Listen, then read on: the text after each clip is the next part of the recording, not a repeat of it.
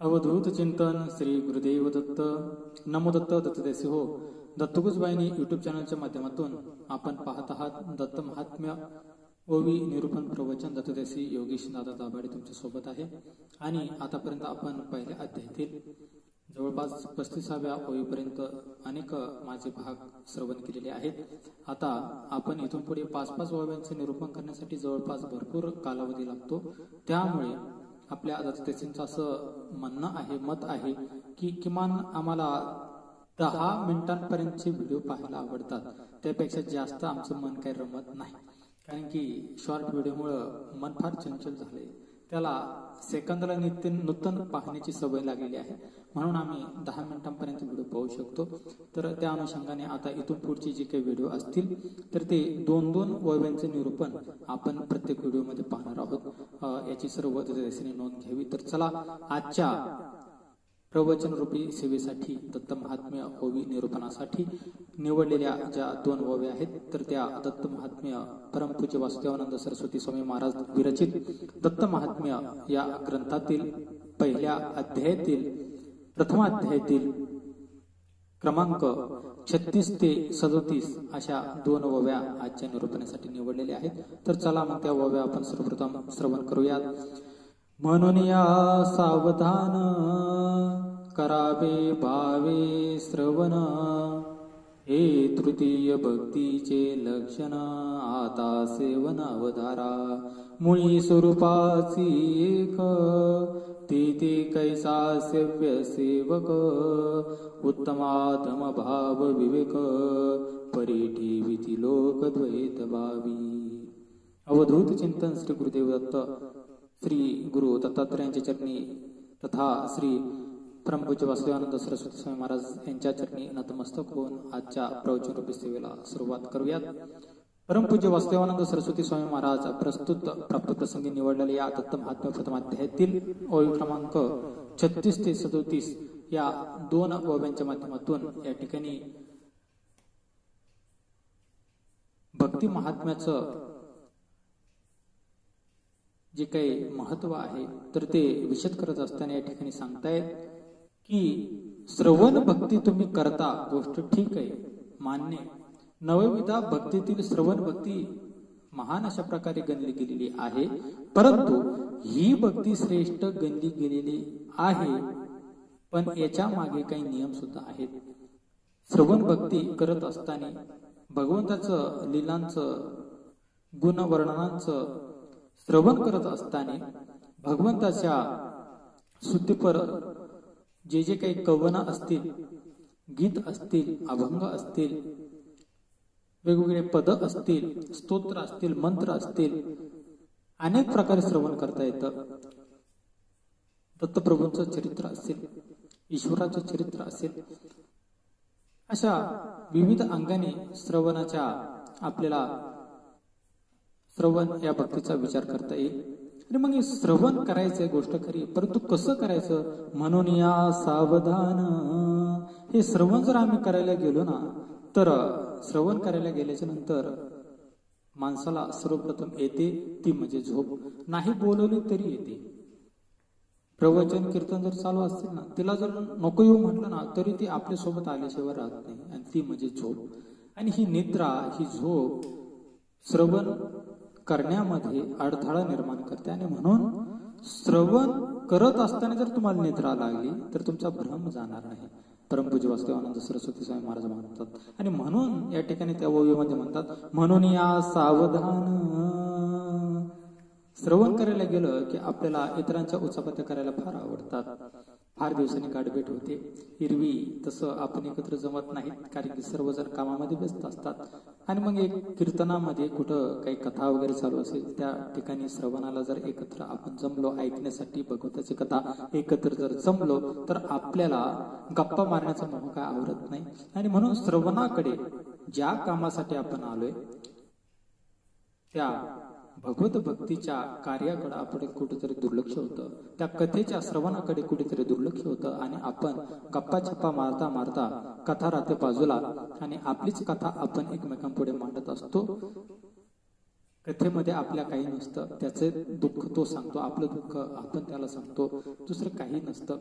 परंतु ती परम सुखाची परम आनंदाची अनुभूती देणारी भगवंताची कथा मात्र आपण त्या ठिकाणी दुर्लक्षित करतो. आणि म्हणून परमपूज्य वासुदेवानंद सरस्वती स्वामी महाराज सांगतात, गप्पा मारू नये, झोपी जाऊ नये.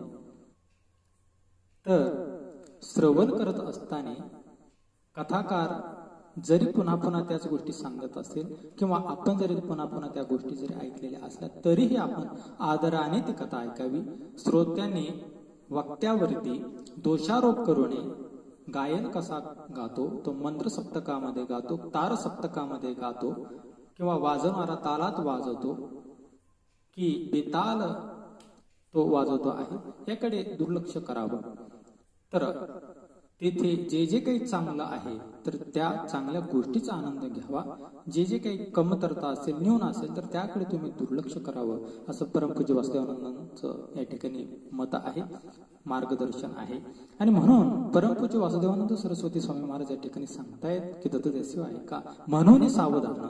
श्रवण करत असताना सगळ्यात श्रेष्ठ भक्ती स्मरण सांगितली, त्यानंतर कीर्तन सांगितली, त्यानंतर श्रवण सांगितली. श्रवण ही भक्ती नवविधातील श्रेष्ठ आहेच, परंतु या ठिकाणी सावध ठेवावं लागतं, आपलं मन सावधान राहावं लागतं नेहमी. म्हणून या सावधान, म्हणून त्याकरता तुम्ही सावध राहा. कशामुळे? तुम्हाला झोप येईल, तुम्हाला आळस येईल, तुम्हाला गप्पा माराव्या वाटतील, तुमच्या भगवंताच्या कथेकडे दुर्लक्ष होईल. आणि म्हणून मनाला एका ठिकाणी गुंतवून ठेवणं, कानात अगदी प्राण घेऊन अगदी मंत्रमुक्त एकाग्र भावाने एकाग्र चित्ताने भगवंताच्या कथा श्रवण करणं, भगवंताच्या लीला गुणवर्णन, भगवंताचा बोध, भगवंताचं गुणवर्णन या ठिकाणी आम्ही श्रवण करावं. कारण हे जर आम्ही श्रवण जर केलं, हे जर आम्ही ऐकलं तर आमचा भ्रमनिरसन होतं. आणि भ्रमनिरसन झाल्याच्या नंतर ज्ञान प्राप्त होतं.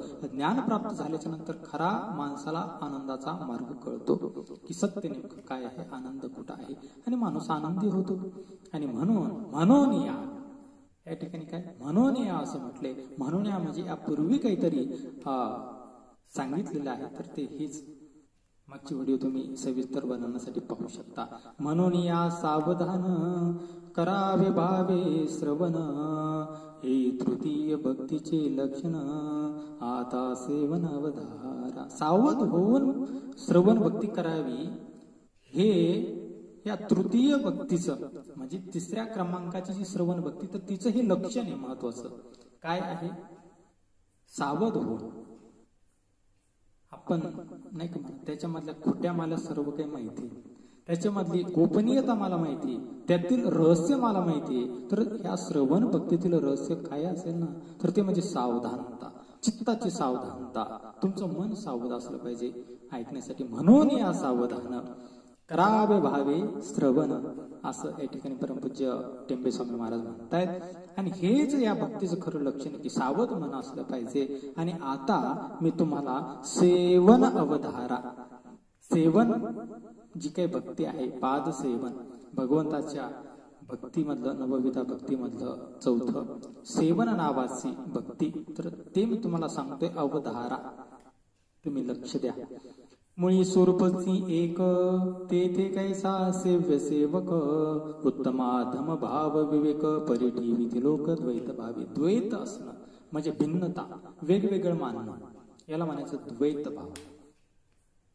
मुळात जर पाहायला गेलं तर हा देह भगवंताचा आहे, याच्यावर सत्ता भगवंताची आहे.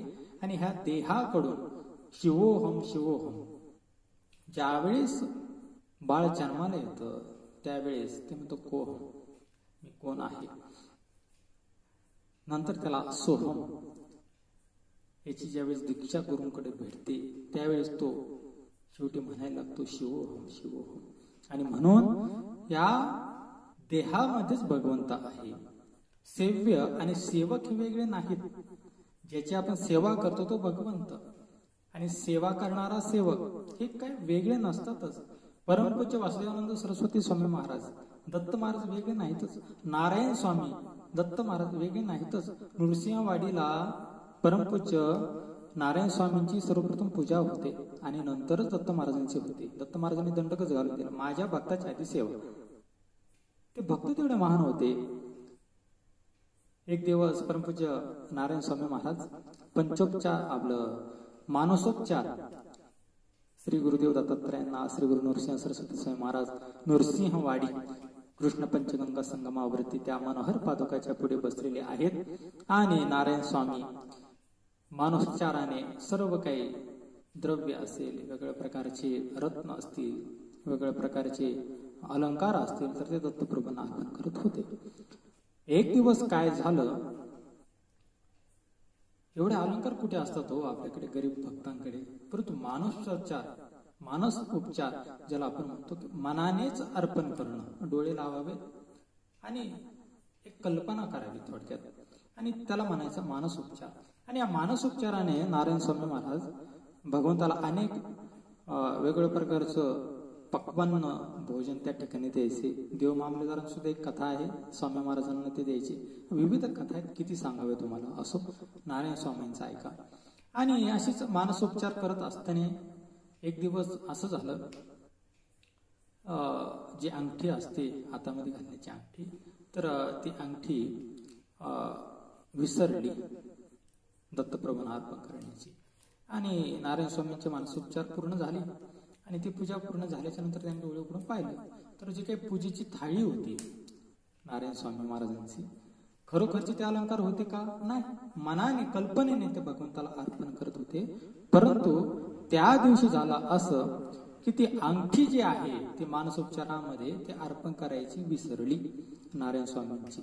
आणि त्यांना वाटलं आता मानसोपचार पूजा आपली मनोभावे आपण केली, पूर्ण झाली, तर आता आपण काय करूयात, आपल्या घराकडे जाऊयात, आता मानसोपचार पूर्ण झाले. त्यांनी डोळे उघडले आणि डोळे उघडल्याच्या नंतर झालं असं की ताटामध्ये एक अंगठी त्यांना दिसायला लागली. आणि मी तर अंगठी कुठून आली, कशी आली, नंतर त्यांच्या ध्यानामध्ये आलं की अरे आपण ज्यावेळेस मानसोपचार पूजा आज करत होतो श्री गुरूंची, त्यावेळेस ही अंगठी विसरली. मानसोपचारामध्ये अंगठी विसरली. दत्तप्रभूंनी अनुभूती दिली, दत्तप्रभूंनी एक खूण दाखवून दिली की अरे नारायणा, विसरलास रे आज अंगठी घालायचं मला. हे देव आणि भक्तांचं नातं असतं महाराज. आणि म्हणून सेव्य आणि सेवक आणि सेव्य भगवंत हे वेगळे नसतातच. आज नारायण स्वामींची पूजा सर्वप्रथम होते म्हणजे दत्त स्वरूपच ते. परमपूज्य वासुदेवानंद सरस्वती स्वामी महाराजांची पूजा या ठिकाणी मोठ्या आदराने केली जाते. नरसिंहवाडीला अनेक उत्सव केले जातात, त्यांना एवढा आदर दिला जातो. ते दत्त स्वरूपच आहे. असे विविध अनेक दत्त भक्त ते दत्त स्वरूपीच लीन झाले आणि स्वतः दत्त झाले. आणि फक्त दत्त संप्रदायातच बरं, दत्तांना भजून दत्त होता येतं. देव पाहवायसे गेलो आणि देवचे होऊन ठेवलं संत तुकाराम महाराज म्हणतात. भगवान श्री विठ्ठलाला भजले आणि स्वतःच विष्णू स्वरूप झाले. साधं जर आपण म्हटलं तुझी 2 व्हीलर मला देतोस का, तुझी हिरो होंडा मला देतोस का, वेगवेगळी नाव आहेत गाड्यांची, तुझी स्टार सिटी मला देतोस का, कुणी चावी देत नाही. गाडीची चावी कोणी देत नाही, 2 व्हीलरची देत नाही, 4 व्हीलर तर लांबच. परंतु आमच्या तुकाराम महाराजांसाठी भगवान श्री हरींनी वैकुंठामधून स्वतःचं वाहन गरुड त्या ठिकाणी पाठवलं. म्हटले जा तुकारामाला घेऊन आहे आपल्या वैकुंठामध्ये. आणि वैकुंठ गमन तुकाराम महाराजांचं झालं महाराज. पहा, याला पात्रता लागते, याला भक्ती लागते. आणि म्हणून साक्षात ते भगवंत स्वरूप झाले. आणि म्हणून या ठिकाणी मला तेच सांगायचे, सेव्य आणि सेवक वेगळे नसतातच, भगवंत आणि भक्त वेगळे नसतातच, ते एकच असतात. आणि मग उत्तम आणि अधम, उत्तमाधम भाव विवेक, विवेक म्हणजे काय चांगलं काय वाईट, हे जे काही भाव आहेत ना, देव चांगला आहे, भक्त वाईट आहे, तो असा आहे, तो तसा आहे, हे द्वैत भाव लोक ठेवतात. लोक कोण? जे मूर्ख असतात, ते ज्यांचा वरचा मजला रिकामा असतो, ते द्वैत करतात, भेद पाहतात. परंतु मूळ स्वरूप जर पाहायला गेलं ना, जे योग्य महात्म्य असतात ना, ते जळी स्थळी काष्टी पाशाने आपण म्हणतो ना, प्रत्येक ठिकाणी भगवंताचं स्वरूप पाहतात. माणसामध्ये का नाही पाहणार? आणि म्हणून या भगवंताचं स्वरूप सर्वत्र दडलेलं आहे, परंतु हे द्वैत भाव जो आहे, हा भेदाभेद जो आहे, तर त्याच्यामुळे ते दिसत नाही. तर सेवन भक्तीचं निरूपण करत असताना परमपूज्य वासवानंद सरस्वती स्वामी महाराज या ठिकाणी अशा पद्धतीने मार्गदर्शन करतायत की भगवंत आणि भक्त वेगळे नसतात. विवेकाने जरी तुम्ही म्हणत असलात हे चांगला आहे, हा मोठा आहे, हा छोटा आहे, पण तसं काही नसतं. मूळ स्वरूप हे एक असतं. पुढील ओवीचं निरूपण पुढील भागामध्ये. अवधूत चिंतन. श्री गुरुदेव दत्त.